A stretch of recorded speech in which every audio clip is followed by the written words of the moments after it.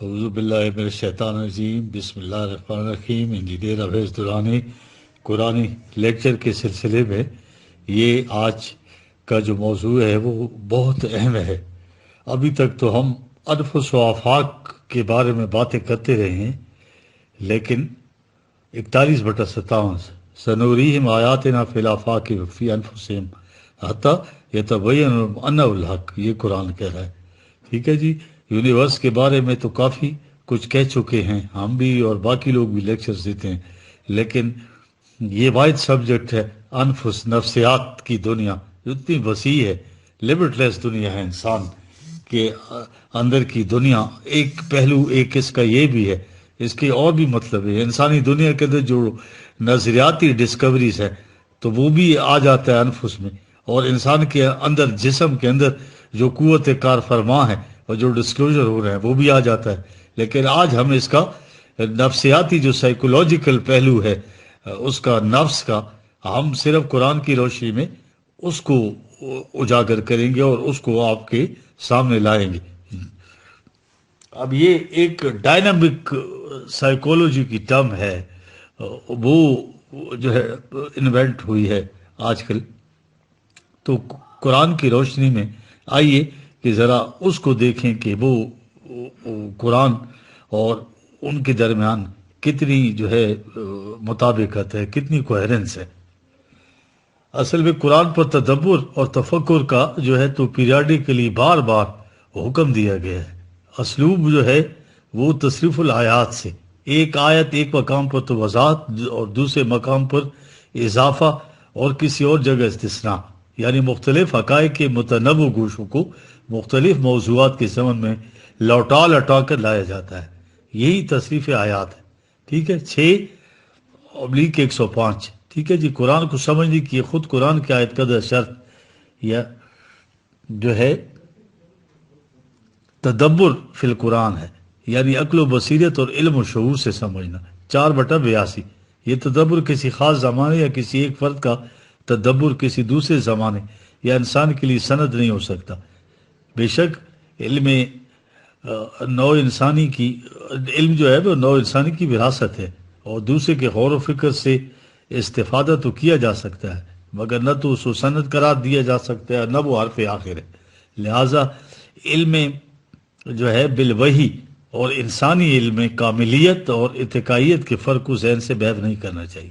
یعنی وحی جو ہے وہ کامل ہے اور انسانی علم جو ہے وہ ارتقاء کے منازل سے گزر رہا ہے۔ ٹھیک ہے جی، اللہ تعالیٰ نے قرآن تعلیمات کی صداقت اور حقانیت کی ثبوت کے لیے فرمایا ہے یہی کہ جو خارجی کائنات اور خود انسان کی نفسیاتی زندگی یعنی انفس و آفاق میں پوشیدہ حقائق بے نقاب ہوتے جائیں گے تو یہ بات ابھر کر واضح ہو جائے گی کہ قرآن کے جتنے بھی کلیمز ہیں وہ سارے کے سارے دراصل حق پر مبنی ہیں۔ یہ 41/57 آیت۔ اب ان 14 سیدوں میں خارجی کائنات کے متعلق جو حقائق بے نقاب ہوئے ہیں، خود انسان کی جو تمدنی زندگی میں جو انقلاب رونما ہوئے ہیں، وہ قرآنی صداقت کے گواہ ہیں۔ ایسا ہی اس وقت بھی ہو رہا ہے اور ایسا ہی آگے ہوگا۔ اس آیت میں خارجی کائنات کی طرح انسانی نفسیاتی زندگی کی جو اہمیت ہے اس کو اجاگر کیا گیا ہے۔ خارجی کائنات کے نظم و ضبط و تحقیقات نزول قرآن سے پہلے بھی جاری تھی، لیکن عالم نفس یعنی نفسیاتی دنیا کے اسرار و رموز انسانی نگاہوں سے تقریباً اوجھل تھے۔ نفس انسانی جو ہے، جس کو انڈیویجویلٹی کہتے ہیں، آئی ایم نیس کہتے ہیں، ریئل سیلف ہے، ایک تو فزیکل سیلف ہے، یہ ریئل سیلف جو ہے جو نگاہوں سے پوشیدہ ہے، پناہ ہے، یہ غیر انڈیولپڈ فارم میں انسان کو عطا کی گئی ہے۔ زندگی کا مقصد قرآن نے یہ قرار دیا ہے کہ اقدار خداوندی سے اس قدر نشوما ہو جائے کہ وہ مزید ارتقائی منازل طے کر سکے۔ اس لیے مومنین اللہ سے سیدھا اور توازن بدوش راستہ مانگتے ہیں، وہ راستہ جس کے ذریعے وہ نعمتوں کے مستحق ہو جائیں۔ یہ 1، 5 اور 6 آیات ہیں سورہ 1۔ لہٰذا نعمت ایک بڑی دولت ہے، یعنی دین پر عمل پیرا ہونے سے اس کے درخشندہ ثمرات جو ہے کنکریٹ شکل میں سامنے آ جاتے ہیں۔ تو یہ محسوس شکل کے کھلا ہوا سٹینڈرڈ ہے جس سے آپ اس کو پرکھ سکتے ہیں، کسوٹی ہے یہ کہ ہمیں وہ نمائے خداوندی حاصل ہے یا نہیں۔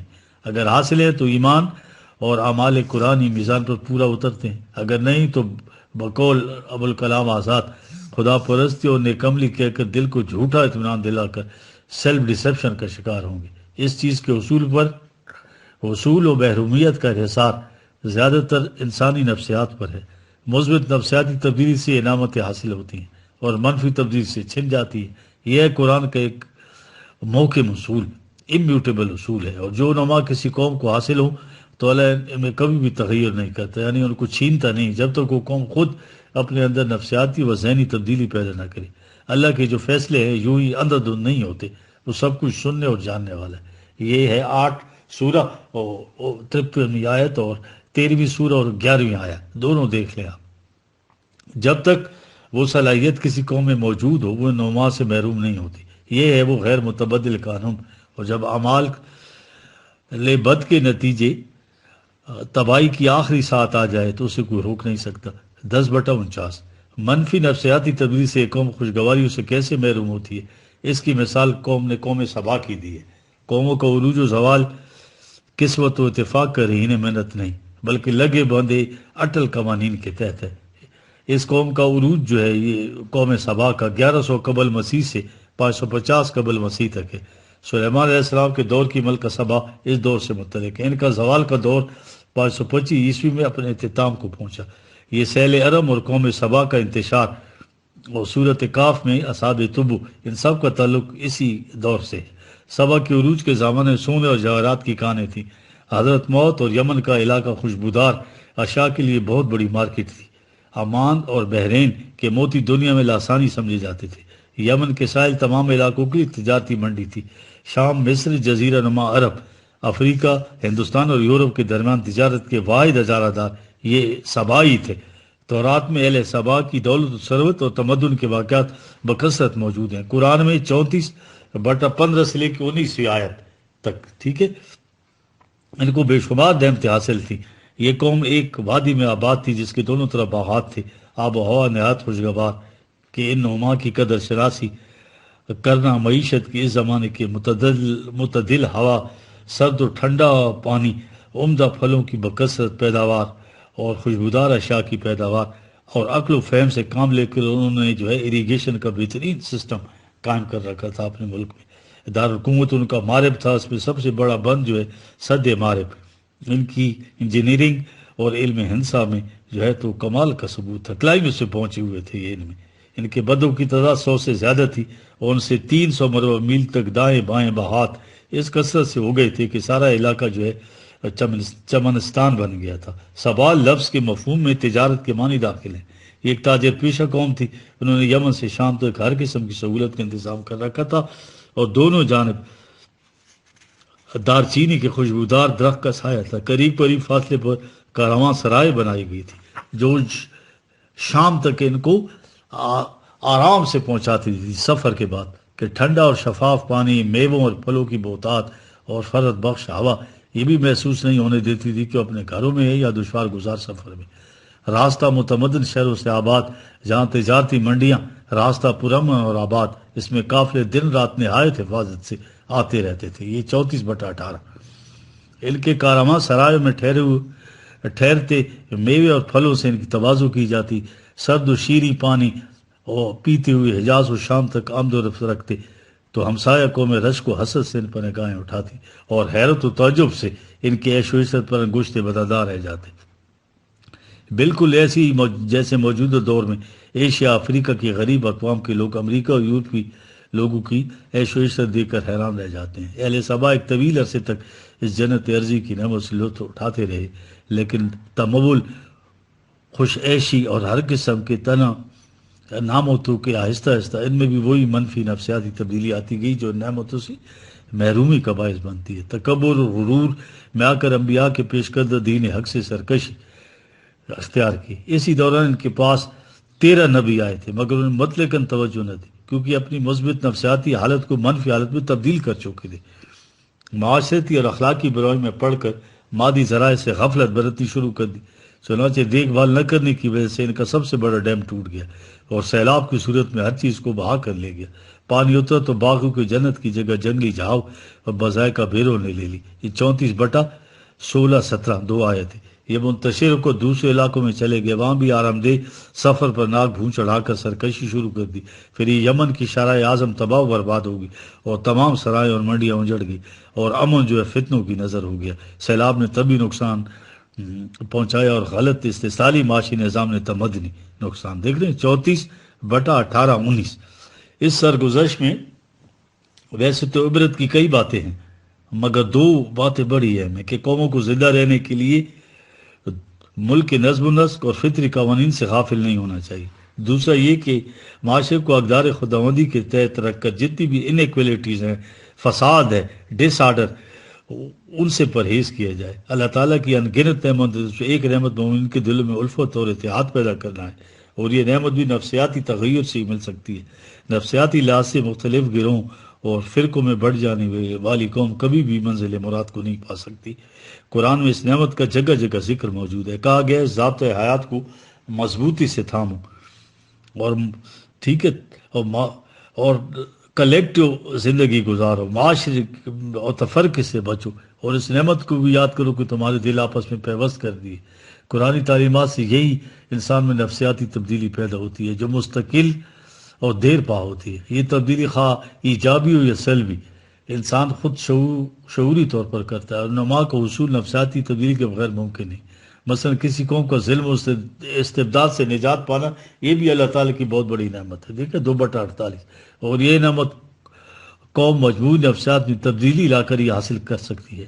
اس طرح ہم اثر اقوام پر معاشی، معاشرتی، اخلاقی اور دفاعی لحاظ سے سپریارٹی جو ہے 2/47 بھی نمائے خداوندی ہے۔ زندگی کی تمام ضرورتوں کا مہیا ہونا 16/80، ارض و سماوات کی برکات کا مسخر ہونا 31/20، وہی جیسی نعمت سے زندگی کی کامیابی و کامرانی، ان تمام نما کا حصول یہ نفسیاتی تغیر کے بغیر قطعی ناممکن ہے۔ 13/11، نعمتوں کا مل جانا اور چھن جانا کی بنیادی شرط اس قوم کی نفسیاتی تبدیلی ہے۔ اگر یہ تبدیلی صحیح سمت میں ہو، وہی کے مطابق تو ایمان کا نتیجہ ہوگی، غلط سمت کی طرف تو کفر کہلائے گا۔ یہ نما دعاؤں سے نہیں ملتی، بلکہ ایمان اور عمل صالحہ جو مثبت نفسیاتی سوچ کا نتیجہ ہوتے ہیں، فطری نتیجہ ہوتے ہیں ان کی۔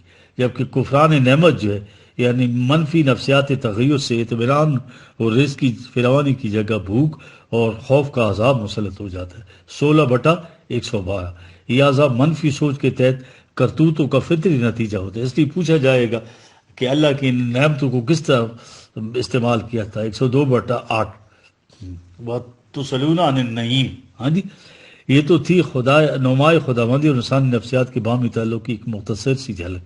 اس کے علاوہ بھی قرآن میں انسانی نفسیات کی طرف اشارات ملتے ہیں۔ مثلا بنی اسرائیل کو گائے ذبح کرنے کا حکم دیا گیا تو انہوں نے کٹ ہو جاتیاں کرنی شروع کر دی، کیونکہ وہ ظاہر نہیں کرنا چاہتے تھے کہ کبدیوں کی طرح دیکھا دیکھ انہوں نے بھی گائے یا بیل کو معبود بنا لیا تھا۔ 2/93، گو سالہ پرستی کا یہ جذبہ ان کے سب کانشیس کی گہرائیوں میں پیوست ہو چکا تھا۔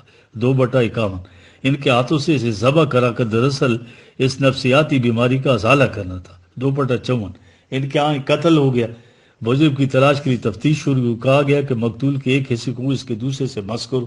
2/72، دراصل اس میں تفتیش کا ایک نفسیاتی طریقہ بتایا گیا تھا، کیونکہ میت خصوصاً مقتول کی میت کی دہشت ہر ایک پر طاری ہوتی ہے، اور قاتل کے اوپر تو حرکت سوار۔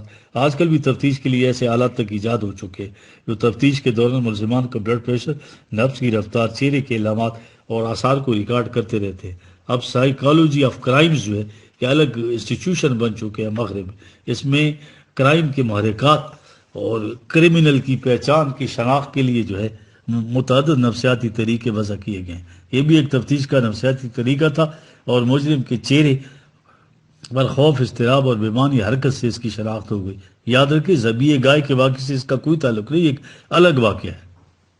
اب آئیے قرآن میں تعلیمات میں جگہ جگہ مبشرات کا نفسیاتی پہلو ہے۔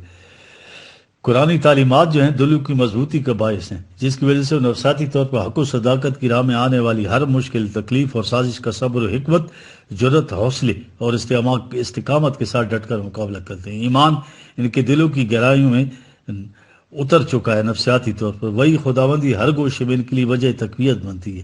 ان کے دلوں کو مضبوط کر کے ان کی رہنمائی جو ہے صحیح منزل کی طرف کرتی ہے۔ یہ ان کو خوشگواریوں کی مبشرات 16/102 اور حق و باطل کی کش بکش میں ثابت قدم رہنے کا نفسیاتی تغیر پیدا کرتی ہے 8/11 لڑائی کے دوران ملائکہ کی بشارت۔ یہ دیکھ رہے نفسیاتی تبدیلیاں مومنین کے دلوں میں نفسیاتی طور پر اطمینان اور سکون کا سبب بنتی ہیں 8/10 اور گزشتہ اقوام کی تاریخ بھی دل کے ثبات کے لیے 11/120 یہ سکون اور اطمینان جو ہے کائناتی قوتوں کے جس کو ملائکہ کہتے ہیں ان کے غیر مرئی لشکر جو ہے انویزیبل لشکر اپنے فرائض سر انجام دیتے ہیں 9/26 انقلاب یوں اتفاقیہ طور پر یکلخت رونما نہیں ہوتا، یہ سارا عمل انسانی نفسیات کے تحت پائے تکمیل تک پہنچتا ہے، اس کے لیے ایک طویل عرصہ درکار ہوتا ہے۔ نفس انسانی کی 3 صلاحیت یا گوش، نفس امارہ، نفس لوامہ اور نفس مطمئنہ۔ نفس انسانی کی وسوسہ انگیزیاں نفس امارہ اور اس کے تحت غلط کم کرنے کے بعد نفس لوامہ کے تحت احساس جو ہے جو کیے پر نادم ہو، تو یہ بھی انسان کی منفرد جو ہے نفسیاتی کیفیت ہے جو حیوان میں نہیں۔ جب اس کشمکش میں خیر کی قوت شر پر غالب آ جائے تو یہ نفس مطمئنہ کہلاتی ہے۔ دور حاضر کی اصطلاح میں اسے متوازن شخصیت یا بیلنس پرسنالٹی کہا جاتا ہے۔ انسانی جذبات کو تو نہ فنا کر سکتے نہ دبا سکتے، ان کو دبانے سے انسان جو ہے نفسیاتی عوارض کا شکار ہو جاتا ہے جن کے نتائج فرد اور معاشرے کے لیے بڑے فیٹل ہوتے ہیں۔ قرآن ان کو دلوں کی یعنی مینٹل ڈس آرڈرز کہتا ہے، ٹھیک ہے، 3/7 اور 8/49 اور 2/40 دلوں میں وسوسے شکوک و شبہات ان کو کشمکشیوں اور اضطراب مسلسل میں رکھتے ہیں۔ یہ دیکھیں 16/5 سے لے کے 16ویں آیت تک ان اخلاقی بیماریوں سے انسانی ذات انتشار درماندگی کا شکار ہو جاتی ہے۔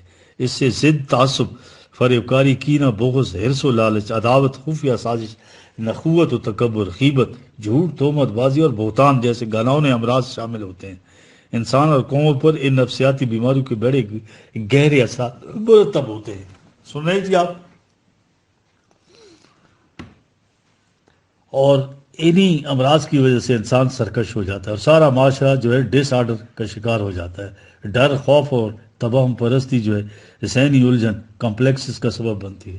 قرآن ان تمام دل کی بیماریوں کا ذکر کر کے ان کا علاج قرآن پر عمل کرنا بتایا ہے 10/59 اس کے برعکس ان سے سرکشی دل پر مہری لگ جاتی ہیں ان سے 7/10 اور 2/7 قرآن نے اسے تفصیل سے بیان کیا، مثلا عہد کی پابندی نہیں کی، ہاں جی بس، اور احکام خداوندی کا کھلا انکار، سرکشی اور انبیاء کی تذلیل اور فخر سے کہا کہ ہمارے دلوں پر تالے پڑے ہیں 4/155 یعنی اعلان کر دیا کہ ہمیں مزید علم کی ضرورت نہیں، تو ان اعمال کی وجہ سے اللہ کی لعنت یعنی علم کی برکات اور سعادت اسے محروم ہو گیا۔ اعلان سے یہ مراد ہے۔